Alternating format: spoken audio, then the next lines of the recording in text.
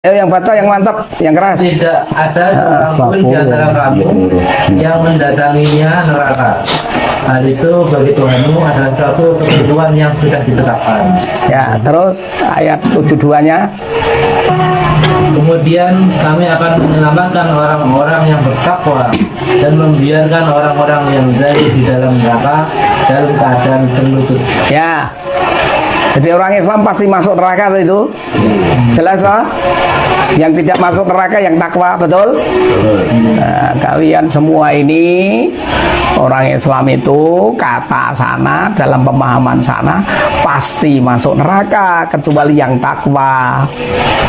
Maka kamu orang Islam ini sudah begitukan, lagi kurang ngaji, ngajinya nggak dengan makna, tafsirnya nggak tahu juga, bahkan ustadznya nggak menjelaskan juga. Kalau sudah sulit jawabannya wallahu alam bisawab. Nah, ini harus ditingkatkan kajian yang ada.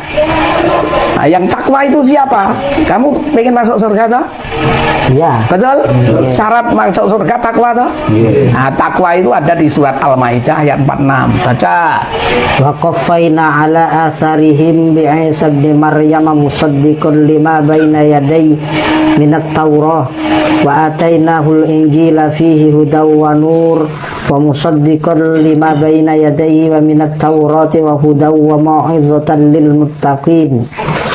Dan kami teruskan jejak mereka dengan mengutus Isa putra Maryam membenarkan kitab yang sebelumnya yaitu Taurat, dan kami menurunkan Injil kepadanya dan di dalamnya terdapat petunjuk dan cahaya, dan membenarkan kitab sebelumnya yaitu Taurat, dan sebagai petunjuk serta pengajaran untuk orang-orang yang bertakwa. Yang takwa itu ikut Injil, betul toh? Di ayat itu yang takwa ikut Injil kan? Lah kalian sudah ikut Injil belum? Belum toh? Karena kalian ini belum ikut Injil, maka ikut Injil itu.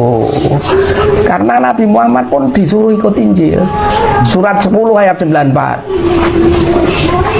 Fa in kunta fi syakkin mimma anzalna ilaika fas'alil ladzina yaqra'una al-kitaba min qablik laqad ja'akal haqqu min rabbika fala takunanna minal mumtarin. Maka jika kamu Muhammad berada di dalam keraguan tentang apa yang kami turunkan kepadamu, maka tanyakanlah kepada orang-orang yang membaca kitab sebelum kamu. Sesungguhnya telah datang kebenaran kepadamu dari Tuhanmu.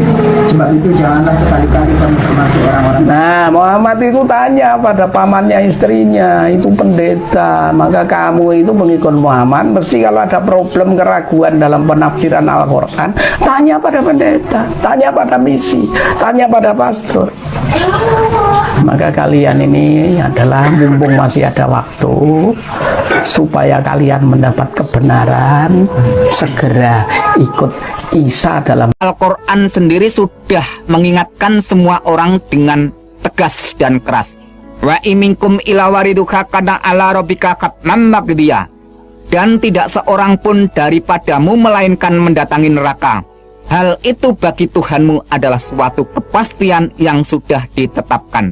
Quran surat 19 ayat yang ke-71. Bisa saudara baca di dalam tafsir Al-Azhar oleh Profesor Dr. Hamka.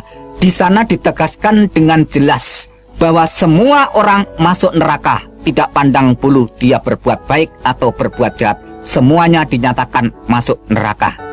Nah, kenapa semua orang masuk neraka? Karena ada ayat Al-Quran yang berbunyi demikian.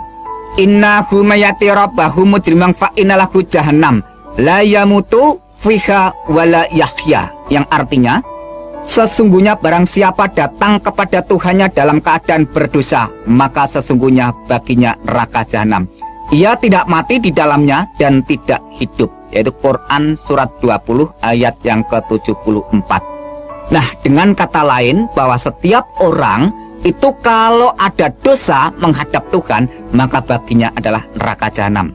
Di sana tidak diterangkan dosa besar atau kecil, berat atau ringan, asal manusia itu sudah berbuat dosa, maka akibatnya adalah neraka jahanam kalau sampai datang di hadapan Tuhan. Dari sini saya kembali dihantui perasaan takut, khawatir, keraguan, kebimbangan, dan kebingungan.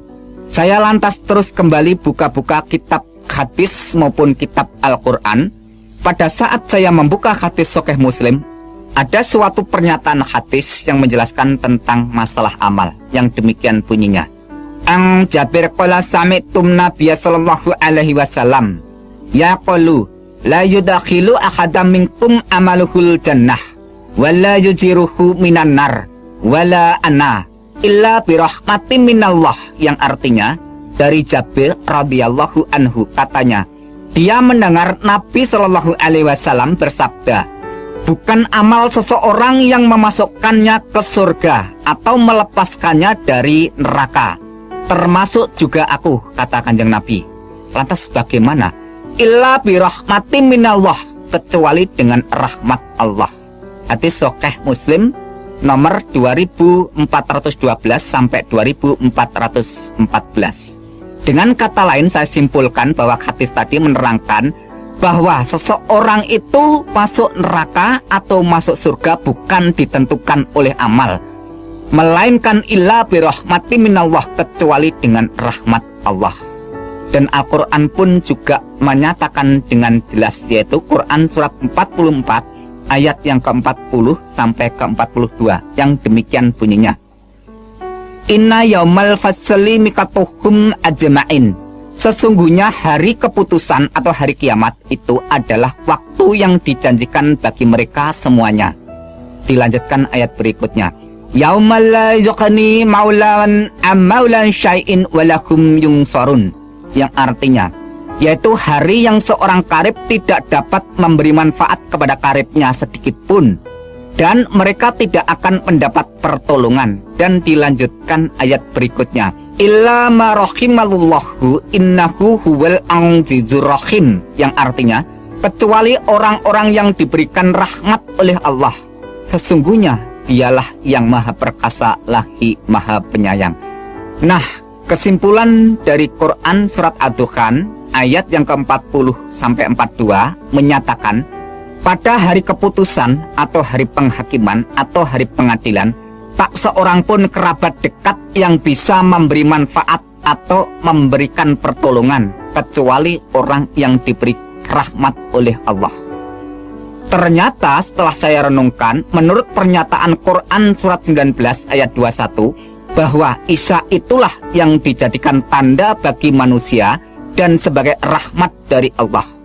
Qala kadzalika qala rabbuka huwa alayya hayyinun walinaj'alahu ayatan linnas wa rahmatan minanna wa kana amran maqdiyah, yang artinya Jibril berkata, demikianlah Tuhanmu berfirman, hal itu adalah mudah bagiku, dan agar dapat kami menjadikan suatu tanda bagi manusia dan sebagai rahmat dari kami.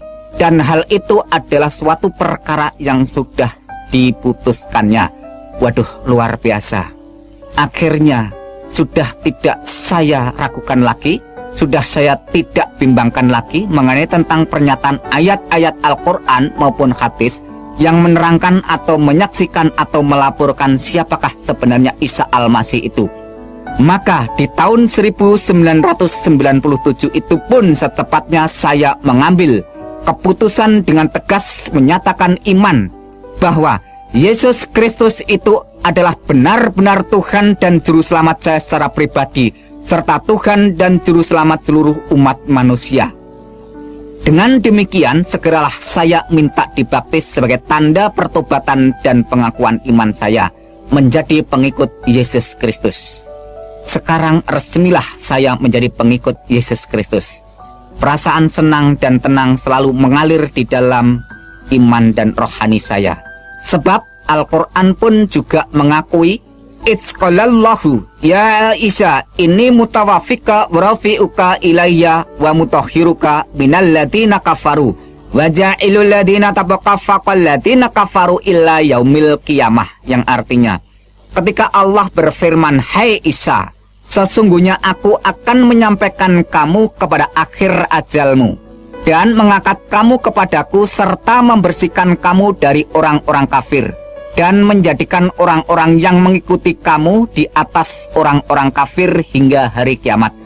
Ini saya renungkan bahwa pengikutnya Isa itu menurut laporan dan keterangan Al-Quran surat Al-Imran ayat yang ke-55 memberikan pernyataan bahwa pengikut Isa Al-Masih itu diberi kedudukan dan status kehormatan di atas orang-orang kafir, atau dengan kata lain, di atas orang-orang yang tidak percaya. Dengan demikian, pengikut Nabi Isa, pengikut Isa Al-Masih itu menurut laporan Al-Quran tadi, bahwa pengikutnya dimuliakan, ditinggikan kedudukannya di atas orang-orang kafir.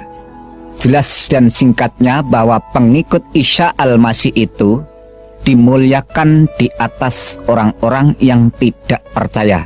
Sampai kapankah pernyataan ini? Menurut ayat berikutnya dijelaskan, illa yaumil kiamah, sampai hari kiamat. Jadi perlu saudara ketahui bahwa sampai saat ini belum terjadi hari kiamat. Maka dengan demikian, siapa saja yang mau percaya dan mau menjadi pengikut Isa Al-Masih dinyatakan oleh Al-Quran dimuliakan di atas orang-orang kafir. Maka dengan pernyataan ayat-ayat Al-Quran dan penjelasan hadis itu, iman saya sebagai pengikut Yesus Kristus semakin dikuatkan dan mantap. Sebab masalah keselamatan, kalau sampai ditunda-tunda hingga ajal tiba, akibatnya akan fatal dan gagal total, sampai kekal. Sesal dan kesal tiada artinya karena sudah tidak ada jalan keluarnya. Karena itu saya cepat-cepat bertobat sebelum terlambat. Sebab Al-Quran sendiri sudah mengingatkan semua. Di akhir dia mengatakan, supaya Anda ingin mendapatkan kebenaran, segeralah ikut Injil, ikut Isa, ikut Yesus Kristus yang ada dalam kekristenan. Saya sangat setuju dengan apa yang disampaikan oleh Ustadz ini, dan memang benar bahwa kebenaran itu hanya ada di dalam Yesus. Itulah sebabnya jika ingin diselamatkan, maka taatlah kepada Kristus, taat dan percayalah kepada Yesus Kristus. Nah, saya akan memberikan beberapa ayat Alkitab untuk juga sekaligus meyakinkan kita semua akan iman kita. Saya membaca Yohanes pasal 1 ayat yang ke-14. Firman itu telah menjadi manusia, maksudnya Yesus di sini, dan diam di antara kita, dan kita telah melihat kemuliaannya, yaitu kemuliaan yang diberikan kepadanya sebagai anak tunggal Bapa, penuh kasih karunia dan kebenaran. Jadi firman itu telah menjadi manusia, dan firman itu penuh kasih dan kebenaran. Nah, ini merujuk kepada Yesus Kristus. Nah, itulah sebabnya kita percaya Yesus Kristus adalah manusia 100% dan juga Allah 100%. Untuk apa dia menjadi manusia? Dia menjadi manusia untuk menyelamatkan saya dan saudara yang percaya kepadanya. Itu tentunya. Lalu di dalam Yohanes pasal 14 ayat 6. Ini adalah ayat yang sangat terkenal ya. Kata Yesus kepadanya, akulah jalan dan kebenaran dan hidup. Tidak ada seorang pun yang datang kepada Bapa kalau tidak melalui aku. Yesus mengklaim dirinya bahwa akulah jalan dan kebenaran dan hidup. Anda kalau ingin sampai kepada kerajaan surga, hidup bersama Bapa selamanya di dalam kekekalan, maka Anda tidak akan mungkin sampai ke sana kalau tidak ada di dalam Kristus. Itulah sebabnya Yesus memberitahu kepada kita semua bahwa dialah jalan, dialah kebenaran, dialah kehidupan yang menghidupkan, yang membenarkan dari keadaan kita yang berdosa, dan yang membawa kita ke dalam kehidupan yang kekal. Jadi, apa yang Ustadz tadi sampaikan bahwa kebenaran itu hanya dalam Injil, itu sangat-sangat benar. Nah, sama seperti dalam Kisah Para Rasul pasal 4 ayat 12 ya. Dan keselamatan tidak ada di dalam siapapun juga selain di dalam Dia. Sebab di bawah kolong langit ini tidak ada nama lain yang diberikan kepada manusia yang olehnya kita dapat diselamatkan. Jadi keselamatan tidak ada di dalam siapapun kecuali di dalam Dia. Siapa Dia di sini? Yesus Kristus. Hanya Dialah yang bisa menyelamatkan manusia yang berdosa. Dan itulah sebabnya Dia datang. Manusia tidak mungkin menyelamatkan dirinya sendiri. Itulah sebabnya Kristus datang untuk menebus dan juga menyelamatkan saya dan saudara sekalian. Jadi teman-teman, kita tidak bisa diselamatkan, tidak bisa dibenarkan oleh Allah oleh karena perbuatan baik kita. Kenapa? Karena satu dosa saja yang kita lakukan dalam hidup kita, itu tidak bisa melayakkan kita di hadapan Allah. Allah itu kudus. Nah, itulah sebabnya orang harus dikuduskan supaya hidup di dalam kemuliaan kekudusan Allah. Jadi karena Allah itu kudus, maka manusia yang berdosa tidak mungkin menjangkau Allah yang kudus. Nah, itulah sebabnya karena manusia tidak mungkin menjangkau Allah, maka Yesus datang supaya yang tidak bisa apa-apa ini, manusia yang telah berusak ini, juga boleh diselamatkan. Itu adalah anugerah khusus yang Tuhan berikan kepada orang-orang percaya. Hanya orang-orang yang taat, hanya orang-orang yang percaya kepada Yesus Kristus saja yang akan beroleh keselamatan. Yang berfirman, Tuhan mampu dan sanggup menjaga keabsahan firman-Nya, seperti yang telah difirmankan. Langit dan bumi akan berlalu, tetapi perkataanku tidak akan berlalu. Markus 13 ayat 31. Rumput menjadi kering, bunga menjadi layu, tetapi firman Tuhan kita tetap untuk selama-lamanya. Yesaya 40 ayat 8. Tetapi firman Tuhan tetap untuk selama-lamanya. Inilah firman yang disampaikan Injil kepada kamu. 1 Petrus 1 ayat 25. Aku bersaksi kepada orang yang mendengarkan perkataan-perkataan nubuat dari kitab ini. Jika seorang menambahkan sesuatu kepada perkataan-perkataan ini, maka Tuhan akan menambahkan kepadanya malapetaka-malapetaka yang tertulis di dalam kitab ini. Dan jika seorang mengurangkan perkataan-perkataan dari kitab nubuat ini, maka Tuhan akan mengambil bagiannya dari pohon kehidupan, dari kota kudus, seperti yang tertulis di dalam kitab ini. Wahyu 22 ayat 18 dan 19. Jadi kesimpulannya bahwa Alkitab yang kita baca ini tidak ada yang dirubah, tetap masih asli dan murni dari segi makna dan arti. Dan Alkitab yang kita baca ini pada hakikatnya tidak perlu mendapat pengakuan dan dukungan dari pernyataan Al-Quran, karena Alkitab sudah sempurna. Apa yang akan disempurnakan lagi? Kalau saya mempergunakan ayat-ayat Al-Quran disebabkan karena memberikan jawaban kesalahpahaman. Kalau tidak ada kesalahpahaman, ya saya tidak akan mengutip ayat-ayat Al-Quran. Salam damai dalam satu Tuhan, karena hanya ada satu Tuhan untuk semua orang. Dan sesuai kitab Kisah Para Rasul, Tuhan Yesus adalah Tuhan dari semua orang. Salam. Demikianlah cuplikan video ini. Jika ingin menjadi berkat bagi banyak orang, silahkan subscribe, like, dan komen. Semoga Tuhan Yesus memberkati. Immanuel. Amin.